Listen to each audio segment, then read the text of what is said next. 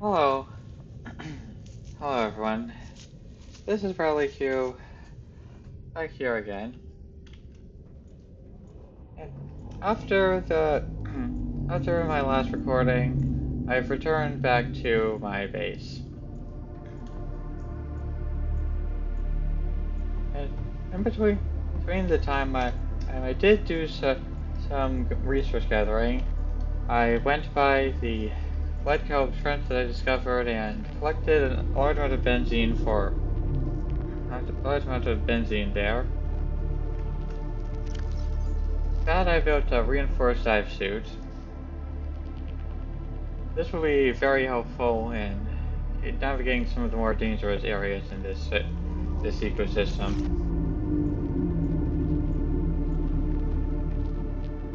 And right now,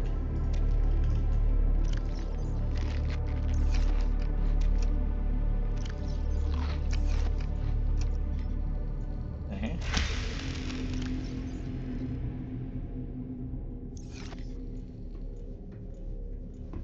Well, I'm going to be putting together stuff for both my next expedition, which will be doing some mapping, and putting together more computer chips so that I can set up more bases. But while I'm doing that, I'd also like to talk a little about my findings on this planet. Specifically, the subject of intelligence, and how it seems to be expressed by the aliens.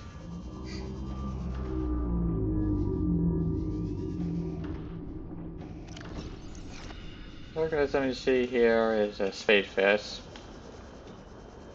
One of the large number of smallest species found throughout the ecosystem, similar to Earth.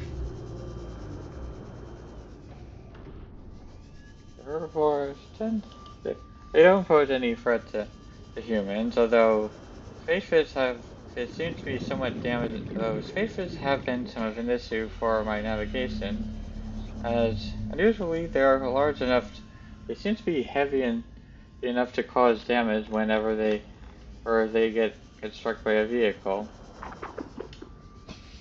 And these on the other hand are fighters. These are some very small carnivorous fishes. Almost remind me of the cloned bluefish we found back on my home planet. They're very aggressive, despite their small size, and basically you'll get chased by them a lot. They don't really hurt very much. Basically, don't hurt at all besides just a little cut, a few cuts if you get bit by them, but they can be annoying.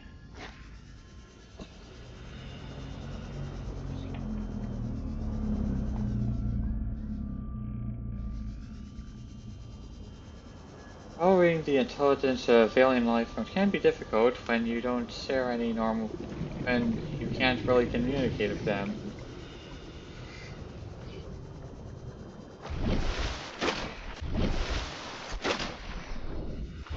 Yes, a lot of species here, it's hard to tell just how smart they are.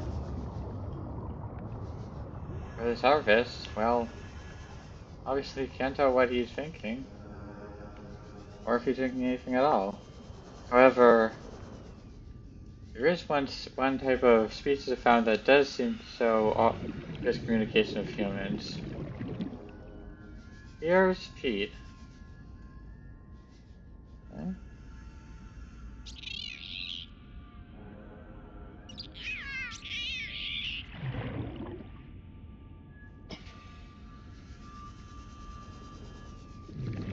Pete here is a cuttlefish. This species seems to be very rare, as I'll show on the I can show you on the dialogue.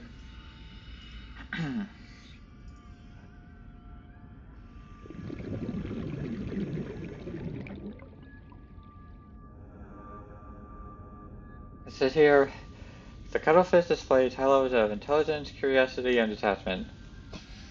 Translate, the species has not been encountered in the wild, and the scanned specimen had to be artificially hatched in an alien containment unit.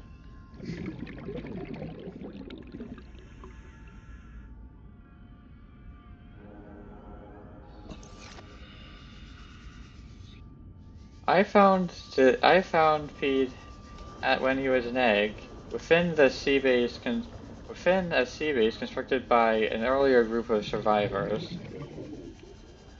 I don't know where they found him, or where that was, and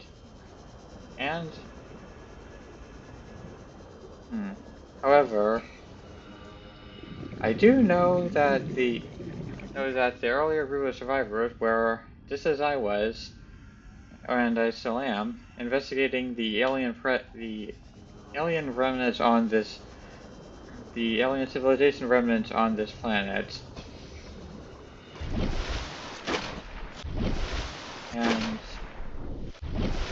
And that may be where, and I suspect that they may have found him within one of the old alien facilities, given that, as the PD mentions, it is maybe likely that Pete and any other cuttlefish were created through genetic engineering.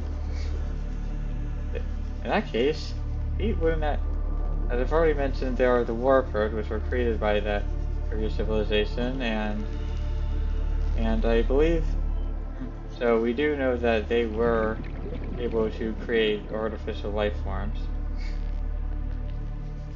So now I'm going to be collecting some coral samples for creating more or computer chips, and I figured I'd have Pete follow me along while I went out here. Seeing as the area I'm going through is fairly safe.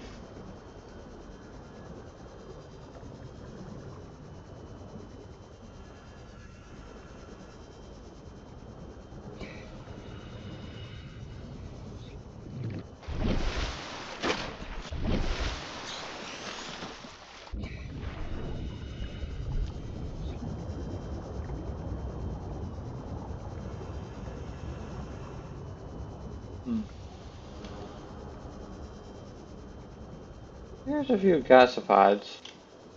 Organisms resemble manatees. These organisms resemble manatees. They are capable of communication. That is, basic communication with each other.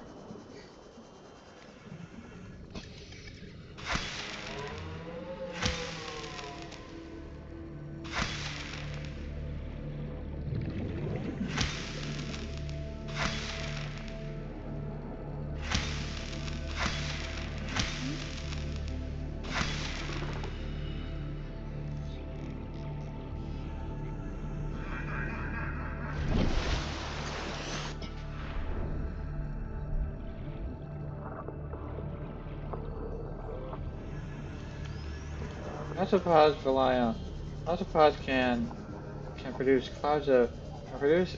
whenever they feel threatened. Gasopods will deposit the green sacks, which you can see on their tails, as a means of self-defense.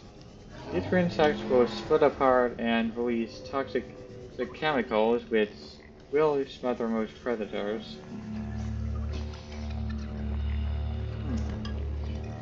Looks useful.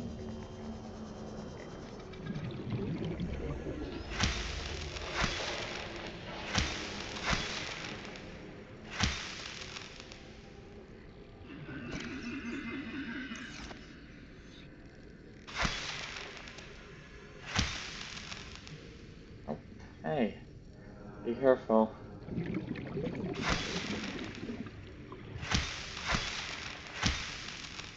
Oh. Need to be a little careful here to make sure I don't accidentally strike B while doing this.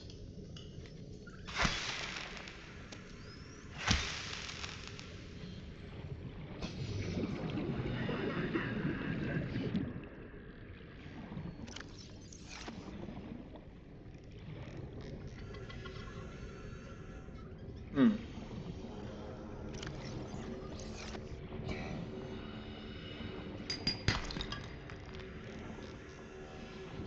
Since it looks like I've got most of like the chromosomes I'll need right now, I think I'll probably head back. Alright, I'll head back to my facility to deposit them.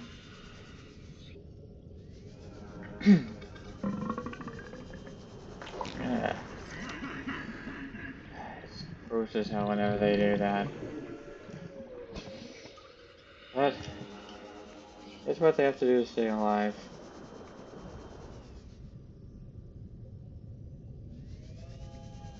Over here you can see a stalker. These are, say, medium-ish sized predators, somewhat bigger than a human.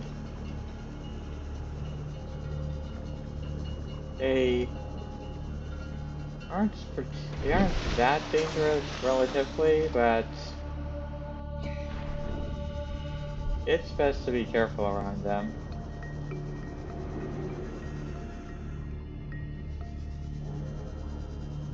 Hmm.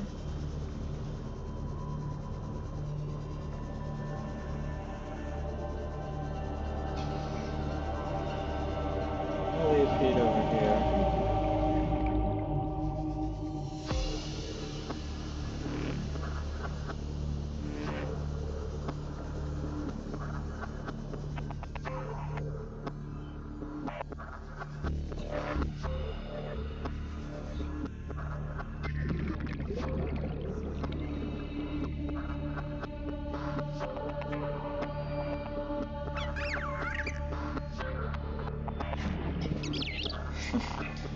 He's smart.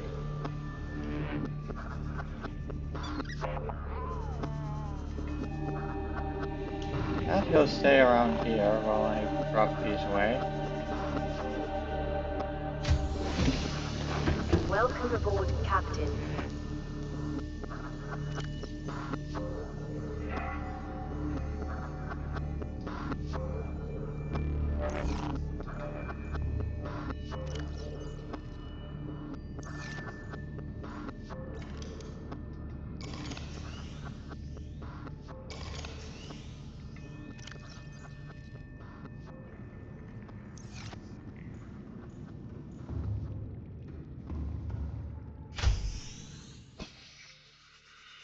Oh. There are some other intelligent life forms. Well, Pete is an unusually intelligent species. He isn't the only creature that I've noticed has some forms of intelligent behavior, and oddly enough, stalkers are a noticeable case. As you can see, they're very aggressive, very territorial,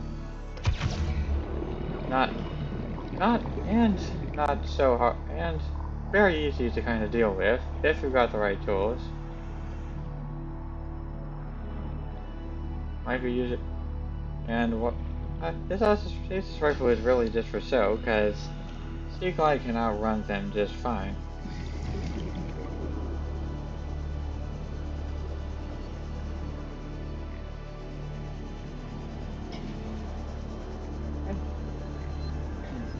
Stalkers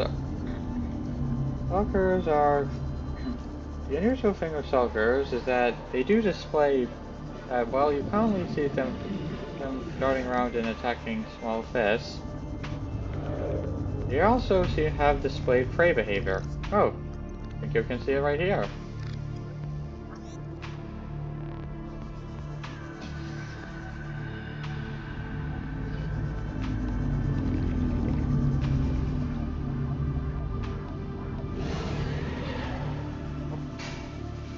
Please remember, I'm here.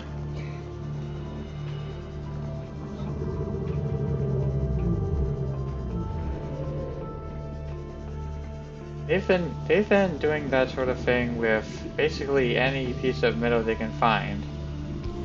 Mostly with metal scraps from the Aurora, but also with camera drones as well.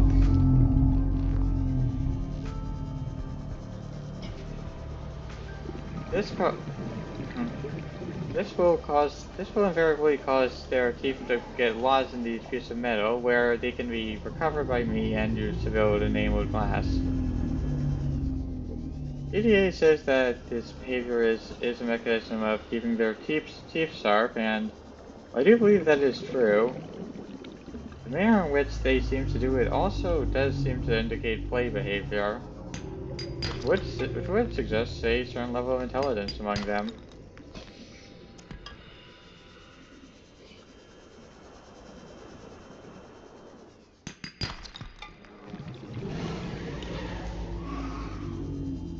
Where are we now? No.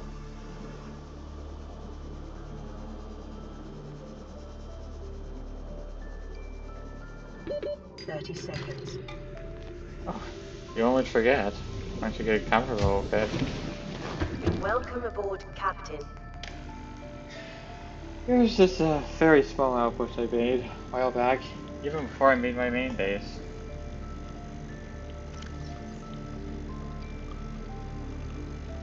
Doesn't have much in it, but it's a place where I can keep. It's a place where I can keep some soccer teeth while I'm gathering them.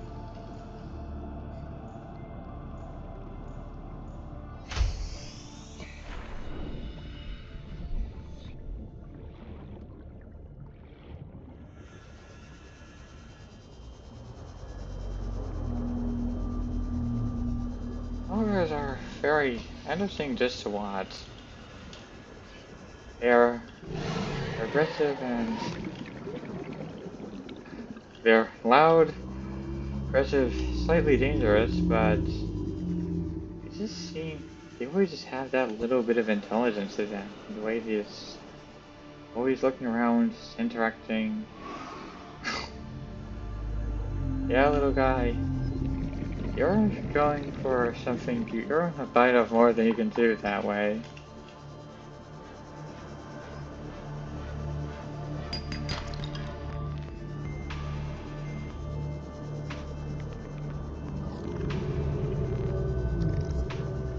This here is a sand shark.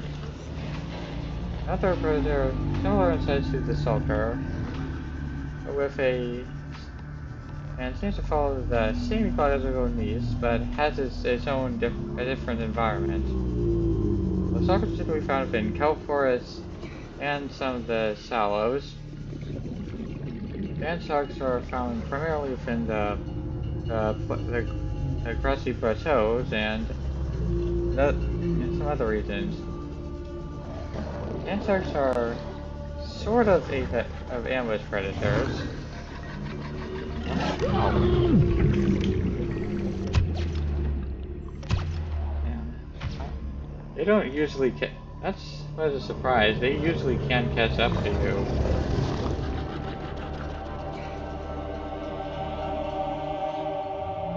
Sand sharks are very, very unintelligent creatures.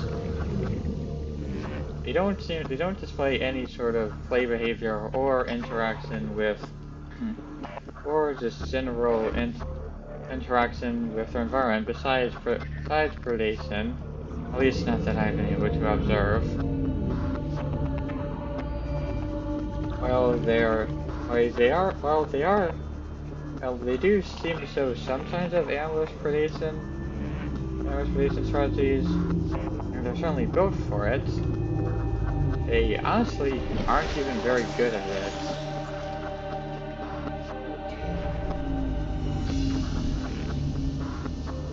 Whenever you're observing a sand shark, something that becomes quite clear is that, despite having sort of a flatfish-like build, and a similar means of sort of semi-burrowing into the sand, their behavior tends to not work that way. They'll swim out at they don't stay underground. They don't stay in the sand for very long. Almost always lunging out at anything that comes nearby, whether or not that. And well, some predators, there's and some aquatic predators may sort of hunt that way. The sand shark seems to have. Quick look at the sand shark facility. They have a very bad habit of jumping out at predators that they can't reach and they can't actually reach.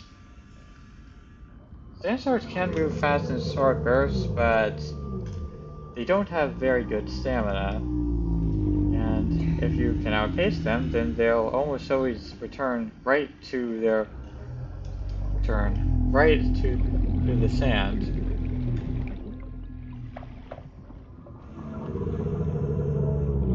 Quite frankly, they're a nuisance.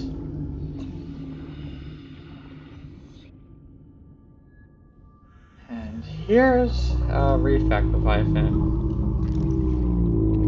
These are the first leviathan pod species that I came across on this planet. They have some. They do show a significant amount of intelligence. They travel in schools and seem to travel in schools with the larger individuals protecting the smaller ones. And this noise that you can hear from them is seemingly some form of communication. Whatever they're saying, hard to tell, but it's very easy to notice the resemblance to cetaceans that used to exist on Earth.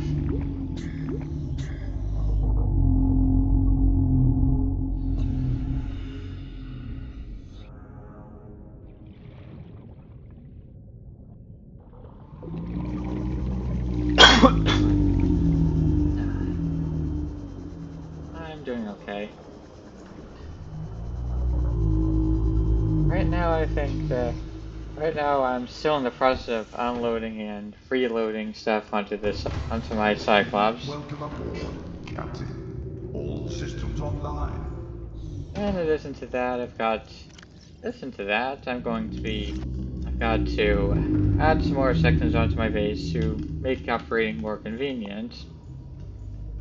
And then I'm going to be stocking up for my next mission. Well, that's going to be kind of boring, and probably won't be very eventful, so I think I'll call this vlog at an end here. Bradley Q signing off. You'll see what's happened to me in the next vlog.